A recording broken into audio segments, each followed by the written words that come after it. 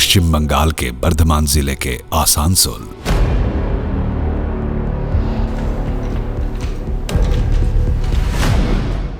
जहां कोयले से लदे ट्रकों का लगातार आना जाना होता है और जहां की भूमि श्रम और सपनों की गूंज से हर पल गुंजायमान रहती है, वहीं एक दूरदर्शी व्यक्तित्व सुभाष चंद्र अग्रवाला का जन्म हुआ था।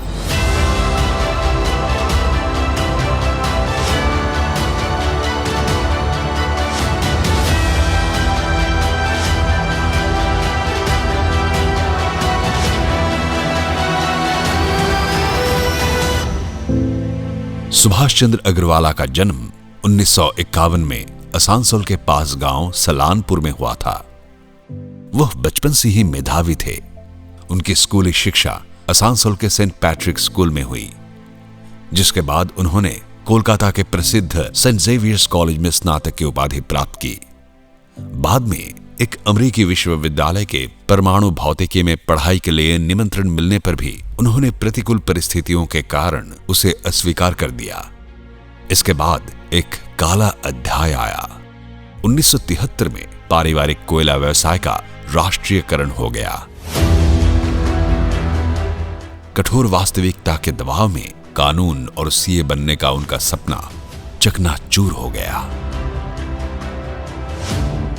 उस समय जीवन की जिम्मेदारी अचानक उनके कंधों पर आ गई। उस समय न तो पूंजी थी, न अनुभव, न कोई सपोर्ट सिस्टम था, तो बस एक अदम्य आत्मविश्वास। उन्होंने एक छोटे बैंक से ऋण लेकर एक छोटी कोकिंग यूनिट शुरू की। धीरे धीरे ऑर्डर आने लगे, व्यापार में तेजी आई। परिवार ने फिर से आशा की एक नई किरण दिखी। अंधेरे में जो साहस उन्होंने दिखाया, वह एक नए युग की शुरुआत बन गया।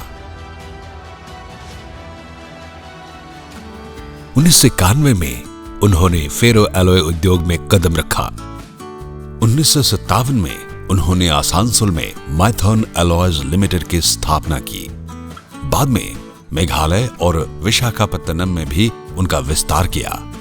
उनकी दृढ़ता ने माइथॉन एलॉयज कंपनी को भारत के सबसे बड़े मैंगनीज एलॉय निर्माताओं में से एक बना दिया।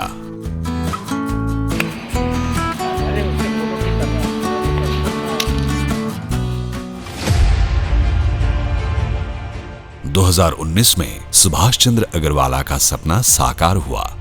माइथॉन एलॉयज भारत के सबसे सफल औद्योगिक संस्थानों में से एक बन गया। कोयले के धूल से लेकर अंतर्राष्ट्रीय कॉर्पोरेट बोर्ड रूम तक इस लंबी यात्रा ने दुनिया को एक अनोखे दृष्टिकोण से परिचित कराया, जिसके निर्माता स्वयं सुभाष चंद्र अग्रवाला थे। माइथॉन एलॉयज लिमिटेड को फॉर्च्यून इंडिया की द नेक्स्ट 500 सूची में स्थान मिला। डन एंड ब्रैडशीट ने उनकी कंपनी को आयरन एंड स्टील श्रेणी में बेस्ट परफॉर्मर के रूप में मान्यता दी। फोर्ब्स एशिया ने 2019 में माइथॉन एलॉयज को एशियाज बेस्ट अंडर ए बिलियन के रूप में मान्यता दी, जो केवल 14 भारतीय कंपनी में से एक थी। यह सम्मान केवल एक सम्मान नहीं था, बल्कि सुभाष चंद्र अग्रवाला के काम और विश्वास की पहचान थी। 1997 में उन्होंने वर्ल्ड विजन इंडिया के माध्यम से सैकड़ों वंचित बच्चों की जिम्मेदारी ली। सुभाष जी ने आसानसोल के पास स्थित धानोडी गांव को गोद लिया, जहां उन्होंने एक स्कूल, एक मंदिर और स्वच्छ बुनियादी ढांचा बनवाया। सिर्फ अपनी सफलता ही नहीं, बल्कि दूसरों को ऊपर उठाने में ही सुभाष चंद्र अग्रवाला ने जीवन का असली आनंद पाया। इस विश्वास से हमारा संकल्प का जन्म हुआ था। एक ऐसा एनजीओ जो सिर्फ दान नहीं देता, बल्कि समाज के हाशिए पर रहने वाली महिलाओं और बच्चों को आत्मनिर्भरता के शिखर पर पहुंचाना चाहता है। इस संगठन के माध्यम से आज हजारों महिलाओं ने अपने पैरों पर खड़े होने का साहस पाया है।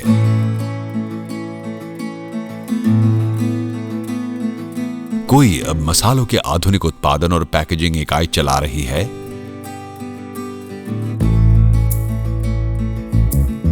तो कोई सिलाई का प्रशिक्षण लेकर अपना खुद का कपड़ों का ब्रांड बना रही है।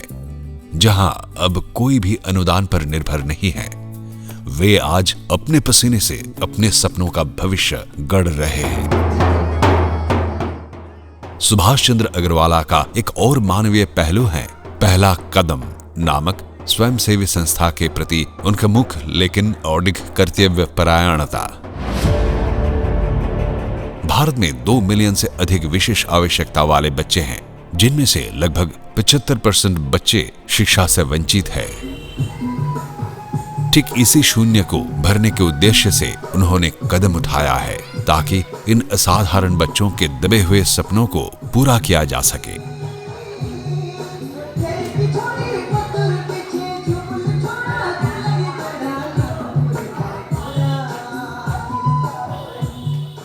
झारखंड के धनबाद में स्थित पहला कदम केंद्र आज आसपास के 500 से अधिक शारीरिक और मानसिक रूप से विशेष आवश्यकता वाले बच्चों के लिए एक आश्रय है। लगातार इन बच्चों के दिलों में विश्वास जगाने के लिए समर्पित है, जिसका मुख्य नेतृत्व श्री अग्रवाला करते हैं।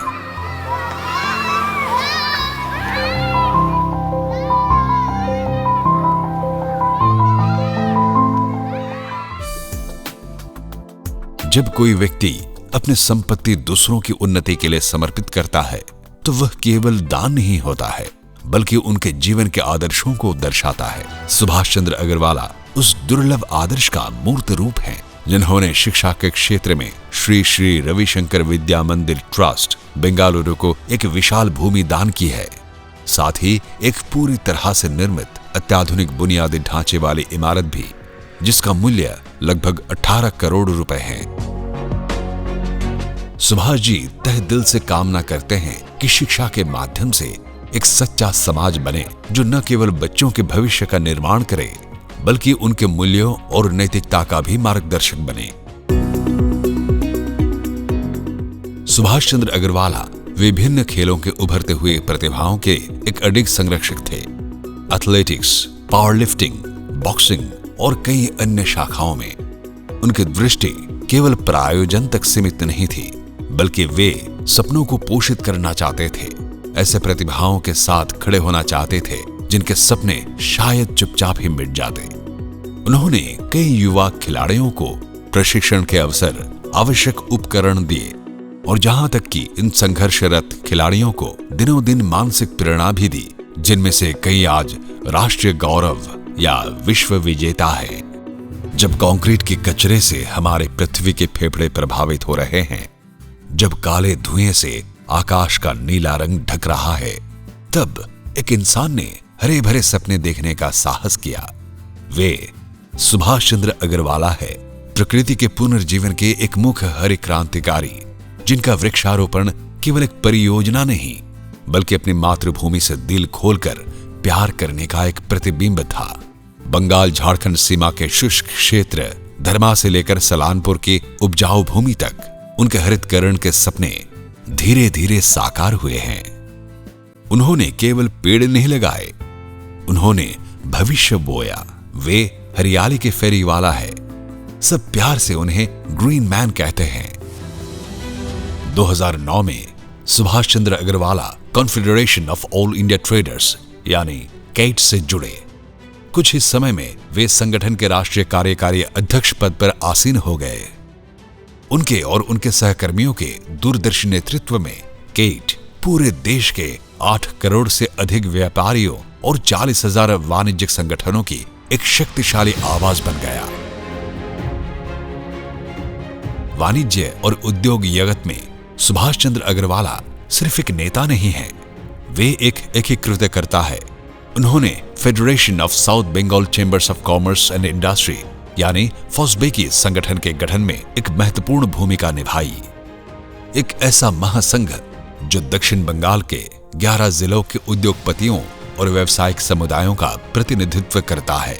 सुभाष चंद्र अग्रवाला ने 4 वर्षों तक इस संगठन के अध्यक्ष के रूप में कार्य किया है और वर्तमान में वे अध्यक्ष पद पर आसीन हैं। सुभाष चंद्र अग्रवाला सिर्फ एक व्यवसायी नहीं है, वे एक खेल प्रेमी, एक असाधारण प्रकृति प्रेमी और समर्पित फोटोग्राफर।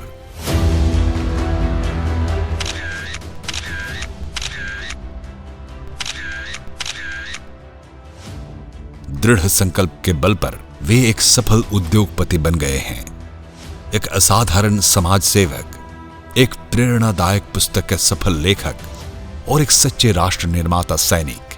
वे त्याग, सेवा और निष्ठा के एक जीवित प्रतीक है।